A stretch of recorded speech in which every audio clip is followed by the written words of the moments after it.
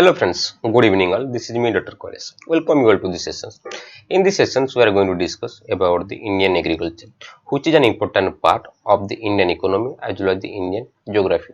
As you know, during the independence time of our country, the agriculture was a major economic driver for the country. Means it was producing or it was giving a maximum share to the nation's GDP. As the time proceeds, the importance of the agriculture changed to a new dimensions. Nowadays, the service sector is giving maximum share to the nation's GDP compared to the Indian agriculture as well as the mining sector. So let's have a look into the Indian agriculture, which still plays a pivotal role in reshaping the Indian economy. As we are tilting from agrarian economy to a more towards a mixed type of economic nowadays. So every year the government is taking or is placing maximum importance on the agriculture because a state cannot proceed without the agriculture. Our nation or our country is consists of a vast populations. In order to feed or in order to fulfill the demand of the aspirations level of the mass Indians, so we have to enhance or you have to enhance the agriculture as per the demand of the growing populations. So let's have a look into the Indian agriculture. So Indian agriculture that plays a pivotal role in the Indian economy that under Joe Dakugi 54.6% of the Indian populations means half of the Indian populations is still dependent upon the agriculture plus agriculture allied services. Agriculture allied sectors means the animal rearing of the animals means animal husbandry, fisheries sectors they are depending. So as per the GDP sharing to the GDP, it shares 17.4% to the country's gross value added for the year 2016-17 at the current scenario. If we analyze, so at the national level, it is 17.4%. If we compare this data to the state economy in terms of sharing of agriculture to the state GDP, in the state of Odisha, we have 19. So we have 19.9% to the state gross domestic product. So when we are planting a crop, we have to take some of the important measures. First, the soil on which the crop is growing, we have to test the soil. So a scheme is there, that is soil health card scheme. Under this scheme, a soil has to be tested and analyzed whether it is deficient for any minerals or not. So accordingly, we have to give the fertilizers. Then the crop grows, it requires water. In order to ensure a sustainable use of water, we have Pradhan Mantri Krishi Sinchai Yojana, right, for the water. Again, we have any if we have any adverse weather or if we have any uh, pest, if you have any undesirable situations, so that we have to insure our crops. That's why we have another to insure the crops. We have the Pradhan Mantri Fasal Bima Yojana, right? So, another thing, the mass of the Indians, they are now tilting their mind, they are changing the mind towards the organic farming. So in order to boost the organic farming in the India, we have a program that is Pradhan Mantri Paramparagat Krishi Vikas Yojana. So all these programs that are being undertaken by the government in order to boost or in order to give agriculture a new shape. So under the Ministry of the Agriculture, there are three departments are there, right? You students, please do remember the first department, the Department of the Agriculture Cooperation and Farmers Welfare, that is DAC and FW. Another department is the Department of Animal Husbandry, Dairying and the Fisheries, and another department is the Department of the Agriculture Research and Education. Please remember it. If we see the production status for the 2017-18 data, we have the data here. As per the advanced estimate, this is 284.83 million tons, which is higher than that produced during the 2016 and 17. You please remember this data. Then another is there the national policy for the farmers, which was devised in order to secure the interest of the farmers in the year 2007. by the government of the India, right? Then coming to the major programs of the government of the India, that is, first, in order to give the agricultural land a better water efficiency use, we have the Pradhan Mantri Krishi Sinchai Yojana. Pradhan Mantri Krishi Sinchai Yojana was devised by amalgamating three important programs. Those programs, first is the Accelerated Irrigation Benefit Program, AIBP, Accelerated Irrigation Benefit Program, along with the Integrated Water Management Program, so Watershed Management Program, Integrated Watershed Management Program. Another is On Farm Water Management Program.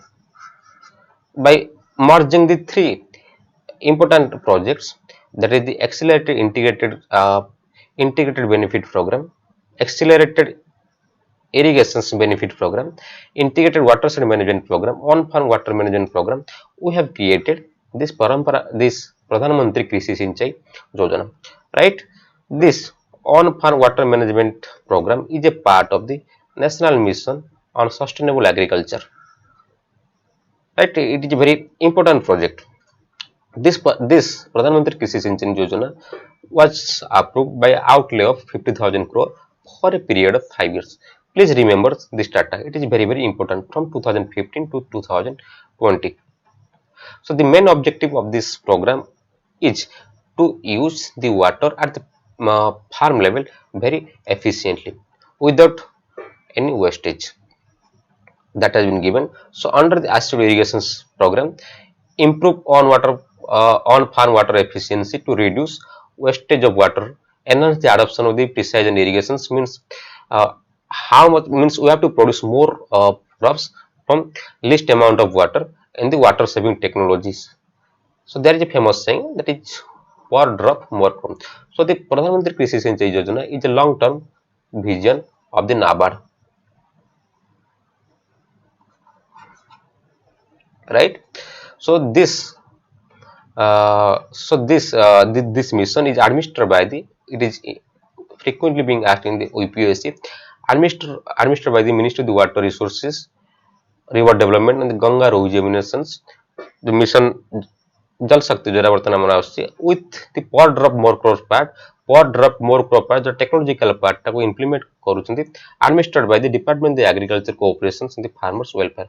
So the administrative part is being regulated by the Ministry of the Water Resources, River Development and the Ganga Rejuvenations, and the per drop more crop part, the technical part is administered by the Ministry of the Agriculture, particularly the Department of the Agriculture Cooperations and the Farmers Welfare. Then a question is coming that this per crop more crop concept is coming from a very important, the drip irrigation concept. The drip irrigation concept we have borrowed from the Israel. You please remember it.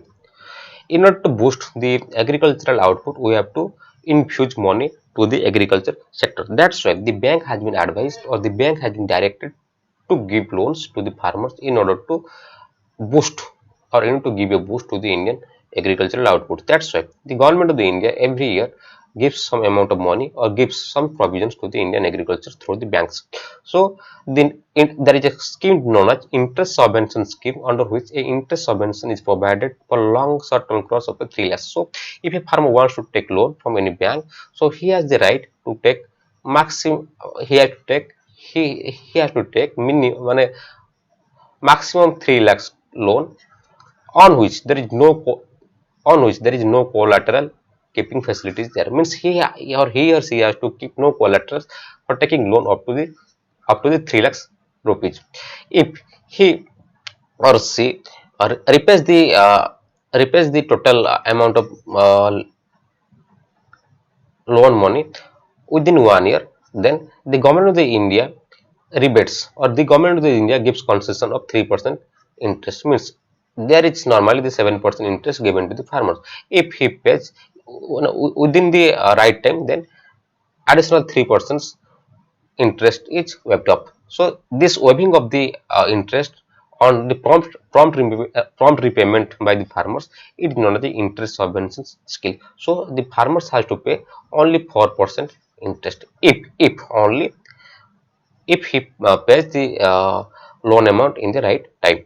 Then coming to the crop insurance scheme. The crop insurance scheme is designed to protect farmers against important crop failure due to the natural calamities, pest attack, and the disease weather conditions. So these are the four conditions. First, the natural calamities, pest attack, like now we are experiencing a locust attack, like then the diseases and the weather conditions. So we have to, that's why we have designed a system that is known as Pradhan Mantri Fasal Bima Yojana. Under this Yojana, a farmer has to give the premium amount for the Rabi crop. It is 1.5%. For Kharif, it is 2%, and for the horticultural crop, it is 5%. So it is important data. Please, you should remember. Then coming to the commissions for agricultural cost and the prices. So this commission, which fixes the CACP, it is also known as CACP, commissions for agricultural cost and prices, which fixes MSP, minimum support price, means a price that has been fixed by the CACP below which a farmers cannot sell its produces. So the MSP is determined by the CACP. Here very important, the CACP determines the MSP for 23 crops. Please remember the 23 crops and the CACP and the MSP. Under this, 7 cereal crops are there: paddy, wheat, jowar, bajra, maize, ragi, and the barley. And there are 5 pulse crops: the gram, tur, mung, oat, and the lentils.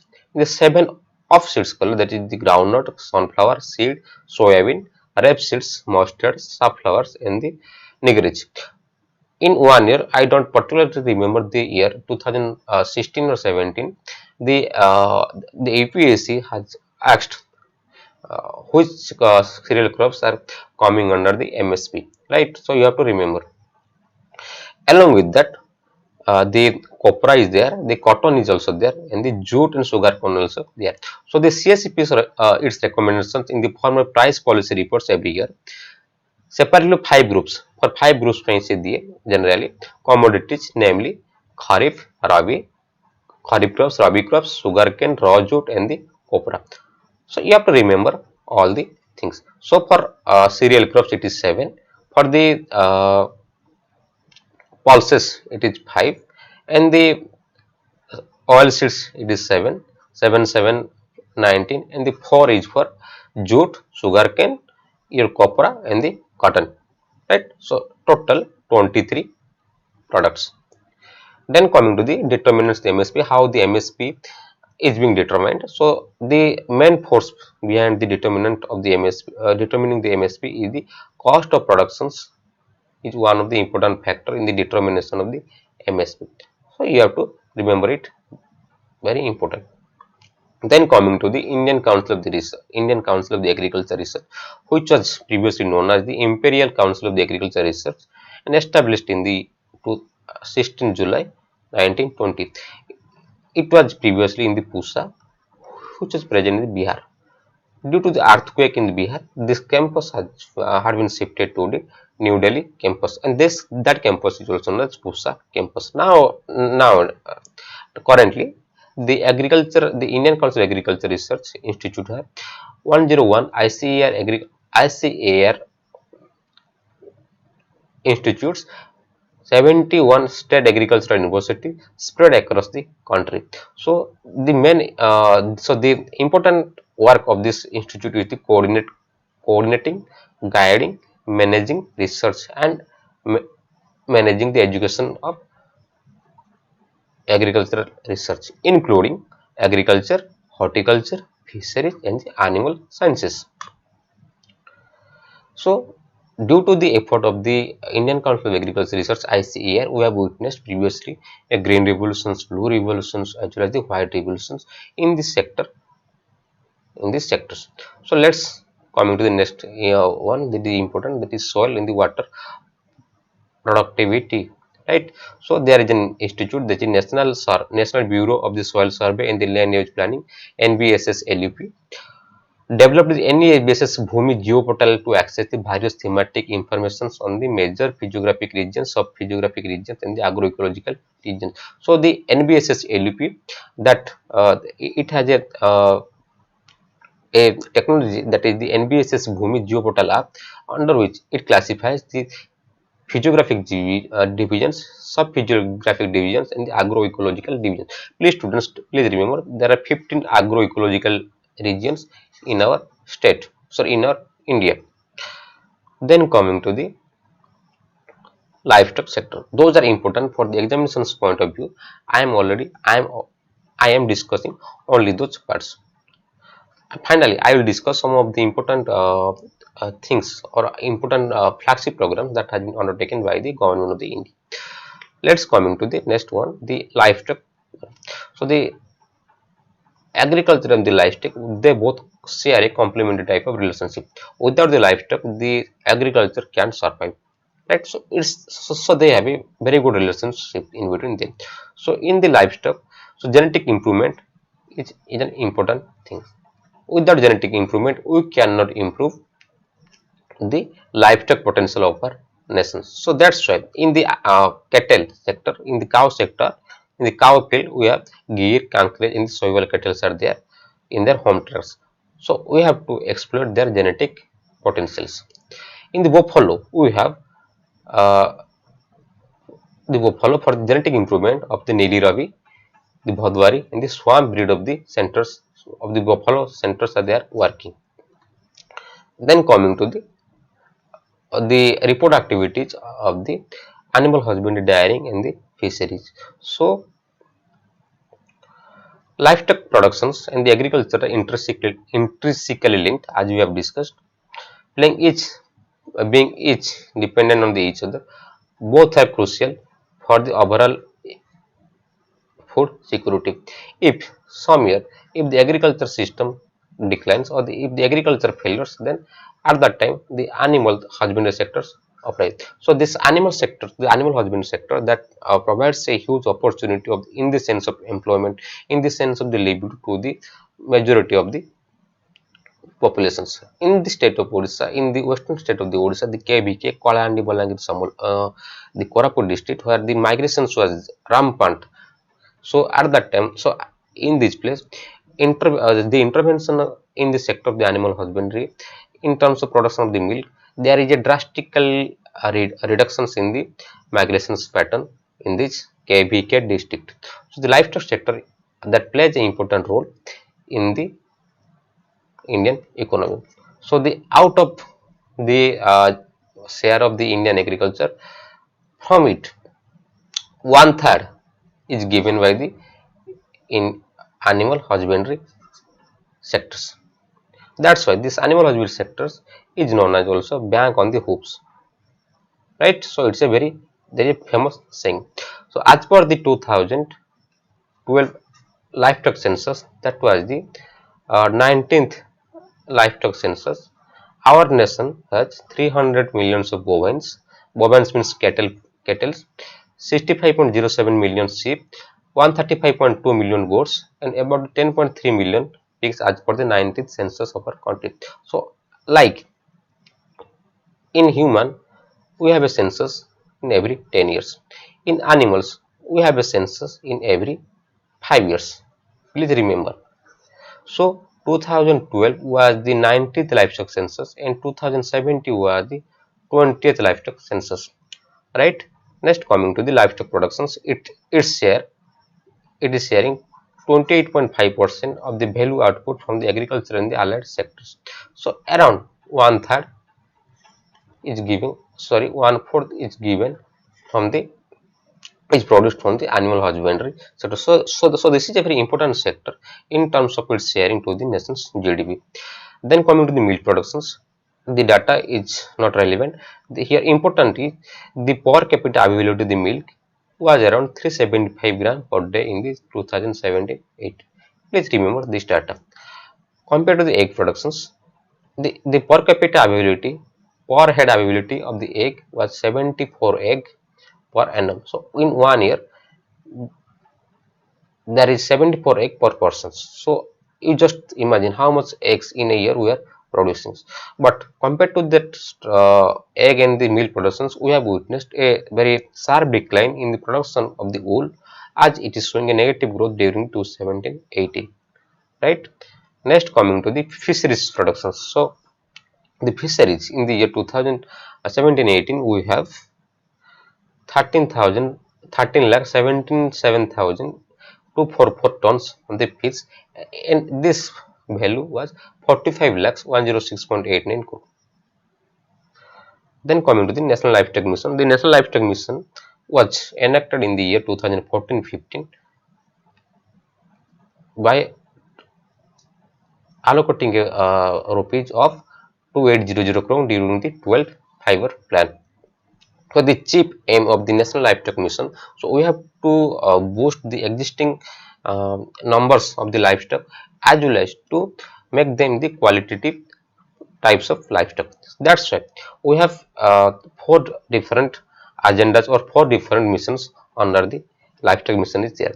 In the past, so we have to some missions on the livestock development. So we have to develop the genetic potentials, or we have to explore the genetic potential of the animals.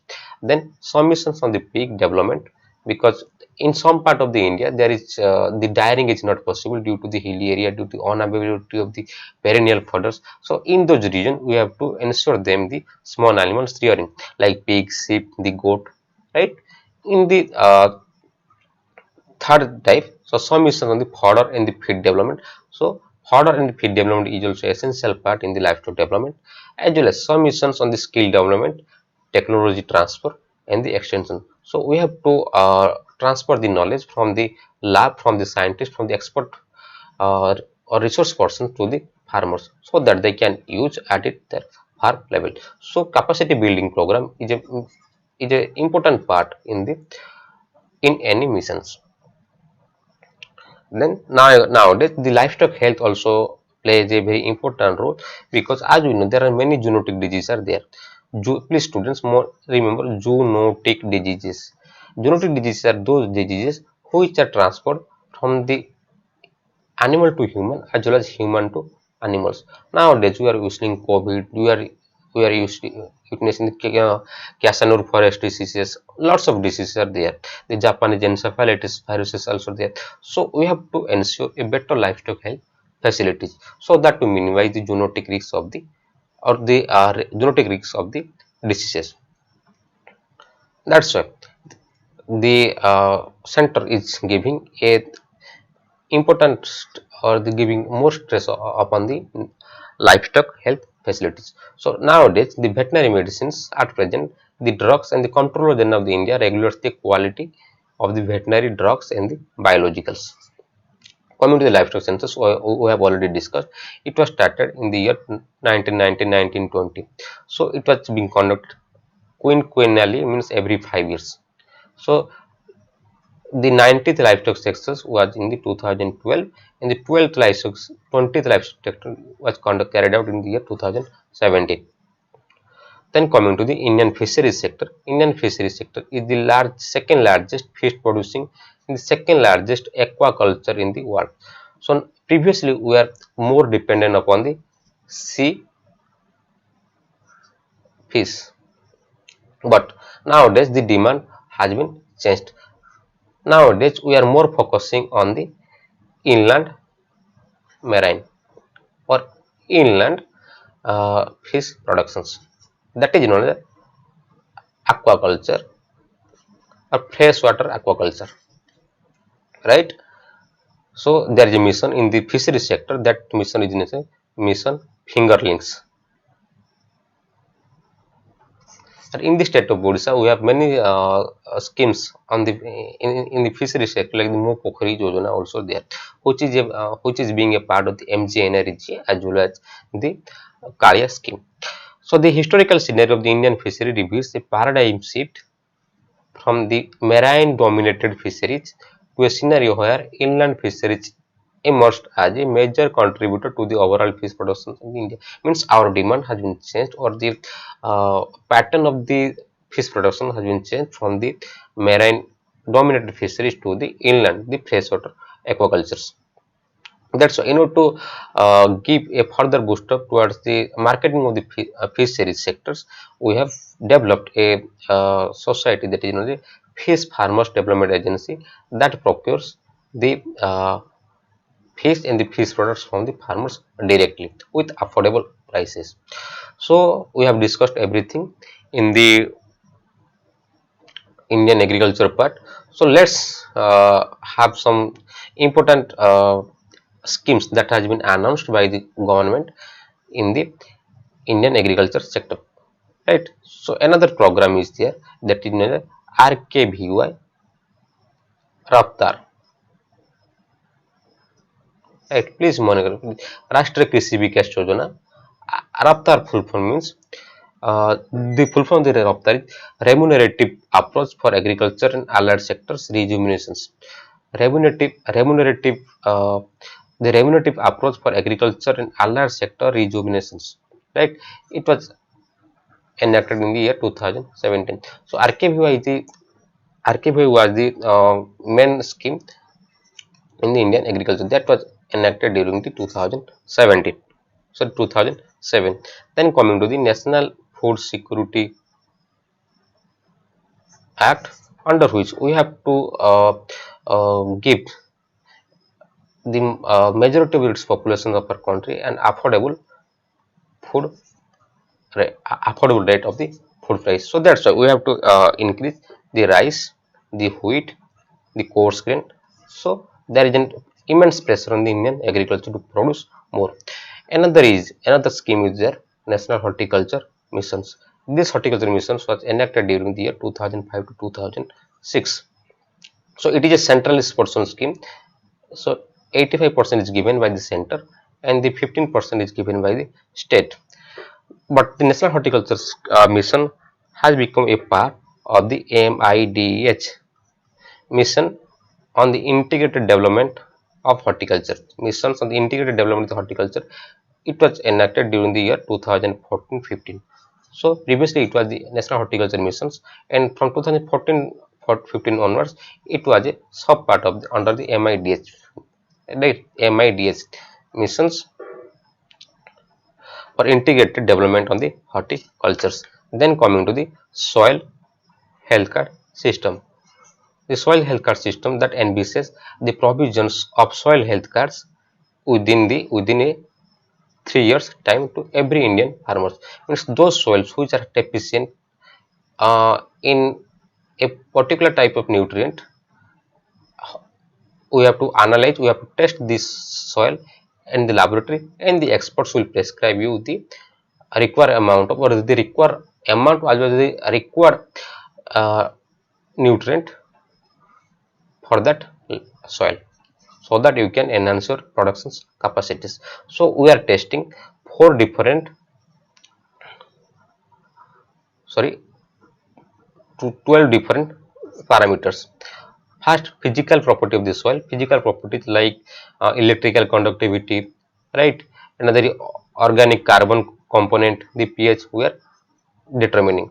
Under the macro element component, we have NPK, nitrogen, potassium, and the uh, nitrogen, potassium, and the, then in the micronutrient component we have, or the secondary component, we have zinc, copper, the iron, the cobalt, the manganese, and the boron. So we have, so in total for 12 different elements we are going to test this soil under the soil health card missions. Then another important program is there, the PMFBY, Pradhan Mantri Fasal Bima Yojana. This yojana was envisaged to protect the crops from the adverse weather conditions, from the pest attack, and from the crop weaving, also from the any unwanted situations, right? So we have discussed already, for Rabi it is 1.5%, For the kharif it is 2% and the horticulture it is 5%. You have to give the premium value. Then coming to the another important project, that is the National Mission on Sustainable Agriculture, NMSA. So under the, so we have to make the Indian agriculture sustainable, right? So we have here four important part, that is one is integrated farming. First part. Second part is the water use efficiency, water use. Third part is the soil health care. Fourth one is the capacity building program. So integrated farming means we have to do farm, or we have to practice farming simultaneously, both agriculture and the animal husbandry plus fishery. If one sector declines, or if one sector does not give any performance satisfactory function, then the other two sectors can fulfill the, or can fill the gap. Another is the water use efficiency. We have the Pradhan Mantri Krishi Sinchai Yojana. Under the soil health, we have the soil health card system. And under the capacity building programs, we have many agricultural extension related schemes. So this is a holistic program that is under the national missions on the sustainable agriculture. Another program is there, that is known as Pradhan Mantri Paramparagat Krishi Vikas Yojana. In order to boost the demand of the organic farm produces, right? So this is the Paramparagat Krishi Vikas Yojana. So previously it was a part of the soil health mission. So again the soil health mission is a part of the national mission on the sustainable agriculture. Then coming to the e-NAM, e-national agricultural market, where a farmer can sell its produce at any place, at any mandis with affordable prices. Suppose this is a mandi 1, this is a mandi 2. If he finds at mandi 2, in mandi 2 he is getting, or he is going to get a more remunerative prices compared to the one, then he can sell it to the mandis 2. So under the e-NAM facilities, in a single website, a farmers has has the different options to sell its produces. Then in the fishery sector, there is a mission is known as mission fingerlings. So mission fingerlings that envisages a holistic development in the fisheries sector, and its main aim is to bring the blue revolutions in the fisheries sector. Another scheme is there, that is PM ASA. PM ASA scheme, Pradhan Mantri Annadata Aya Sarakshan Abhijans. Here, the main aim of the government is to protect the interest of the farmer with respect to its produce. Suppose a farmer is producing crops, if there is no demand in the market, then the government must buy it with the MSP price. If there is a heavy demand in the market, and the farmers cannot sell it cannot sell it in a high price. So if any problem is there, if any disaster is there, if any market demand is coming down, then the deficiency or the gap, जितकी amount से farmers बिकिया करता से जो gap टाको तार deficiency टाको मध्य government से भरणा कर दो से गैप टाको से fulfill कर दो. So this is a part of the PM ASA program. So this is a very important step. Another is the PM Kisan. As you know, PM Kisan, under the PM Kisan scheme, so every farmer in a year is entitled to get 6,000 rupees for its consumptions, means for the using for the purpose of procuring the seeds, the fertilizers, etc. for the farm purpose. So here the state has been entrusted to tax has been entrusted with the task to give the name of the beneficiaries to the centers. So this is the PM Kisan's scheme. So it is a very important scheme that has been given, that has been implemented by the union government. So this is all about the Indian agriculture scenario that we have studied. So again, we have a quick review. So the Indian agriculture, upon the Indian agriculture, 54.6% of the Indian population depends, and this shares 17.4% to the country's GDP. So we have the national policy of the farmers, then the major programs like Pradhan Mantri Krishi Sinchai Yojana, then agricultural credit, we have the interest subvention schemes, and under the crop insurance we have the Pradhan Mantri Fasal Bima Yojana schemes. Then there is the commissions, that is known as the commissions for agriculture cost and the prices, which determines the MSP for the 23 crops, right. Then the for the determinant of the MSP, we are taking into the considerations of the cost of productions for the crops. Then we have the Indian agriculture research, that is coordinating, guiding, managing, as well as imparting a better agricultural educations through its various agricultural universities in the sectors like horticulture, fisheries, agriculture, and animal sciences. So then we have the soil and water use productivity. Then the livestock, under the livestock, how we have seen how we can exploit or how we can enhance the existing livestock potential in the in India. Then under the livestock sectors, we have seen how the livestock sector also playing in terms of ensuring a healthy food security in the India. So we have the livestock production sectors. So out of the total agricultural output, so the livestock production, so the livestock sector plays 1/4 of the total productions. So under the milk productions, the per capita available to the milk is around 375 per gram per day during the 2017-18. Then egg productions, then per capita egg production is the 74 eggs per person per annum. Then under the wool productions, it is showing a negative trend.